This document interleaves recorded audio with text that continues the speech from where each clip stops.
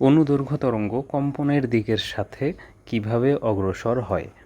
অনুদৈর্ঘ্য তরঙ্গ বিষয়টা বোঝার আগে আমাদেরকে একটু তরঙ্গ বিষয়টাকে বুঝতে হবে। দেখো, তরঙ্গ হলো শক্তি সঞ্চালনের একটি মাধ্যম, যেখানে মাধ্যমের কণাগুলো আন্দোলিত হয়ে শক্তি সঞ্চালন করে কিন্তু স্থানান্তরিত হয় না।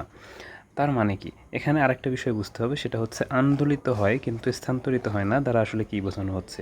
এটা বোঝানোর জন্য দেখো, আমি এখানে একটা দোলনার ছবি এঁকে রেখেছি। একটা দোলনার দেখো নিচের যে পার্টটা, এটা কিন্তু এদিক সেদিক যাওয়া আসা করতেছে, কিন্তু উপরের পার্টটা কিন্তু একদম ফিক্সড।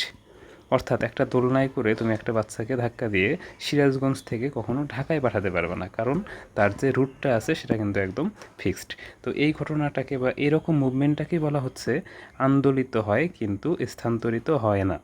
এখন আমি দেখো সাইডে দুইটা তরঙ্গ দুই ধরনের এঁকে রেখেছি, এটা একটা। এখন এটা যদি একটা তরঙ্গ হয়, সেটা যাচ্ছে এইদিকে, এটাও একটা তরঙ্গ, এর দিকও এইদিকে। কিন্তু আমি যে বলেছিলাম মাধ্যমের কণাগুলো স্থানান্তরিত হয় না কিন্তু আন্দোলিত হয়, অর্থাৎ এই জায়গাতে যে কণাটা আছে সে এখানেই থাকবে, কিন্তু এই জায়গা থেকে স্লাইটলি ওপর নিচে যাবে অথবা ডানে বামে যাবে। যেমন এই চিত্রটাতে উপর নিচে যাবে, কিন্তু এখানে যে কণাটা আছে সে একবার এইদিকে চলে যাবে, আবার ফেরত আসবে এই জায়গায়।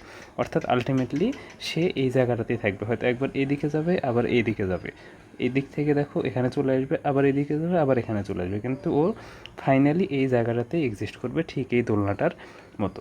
এখন একটা বিষয় খেয়াল করো, দেখো এখানে তরঙ্গটা যাচ্ছে এই দিকে, এই দিকটার সাথে কণার যে মুভমেন্টের দিক সেটা দেখো লম্ব না, 90 ডিগ্রি।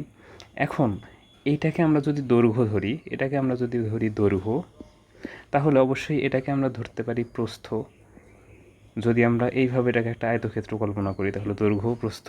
তো এই জন্য এই ধরনের তরঙ্গকে, যেখানে মাধ্যমের কণাগুলো তরঙ্গের দিকের সাথে 90 ডিগ্রি কোণে মুভমেন্ট করে, তাদেরকে বলা হয় অনুপ্রস্থ তরঙ্গ, কারণ এখানে প্রস্থ বরাবর একটা মুভমেন্ট হয় কণাগুলোর।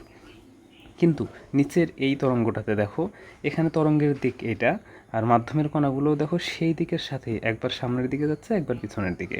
তাহলে এর যে দিক, মানে কণাগুলোর মুভমেন্টের যে দিক আর তরঙ্গের যে দিক, দেখো তো এটা সমান্তরাল না। এই জন্য এটাকে বলা হয় হচ্ছে অনুদৈর্ঘ্য। অর্থাৎ এখানে প্রস্থের কোনো হিসাব নিকাশ নাই, আর এটাতে প্রস্থের একটা হিসাব নিকাশ ছিল।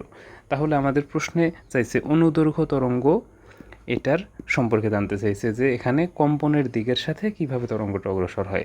তাহলে এটা হচ্ছে আমাদের সেই অনুদৈর্ঘ্য তরঙ্গ। তাহলে কম্পনের দিকের সাথে, অর্থাৎ একটা কণার কম্পনের দিক আর তরঙ্গের অগ্রসর হওয়ার দিকটা আসলে সমান্তরাল।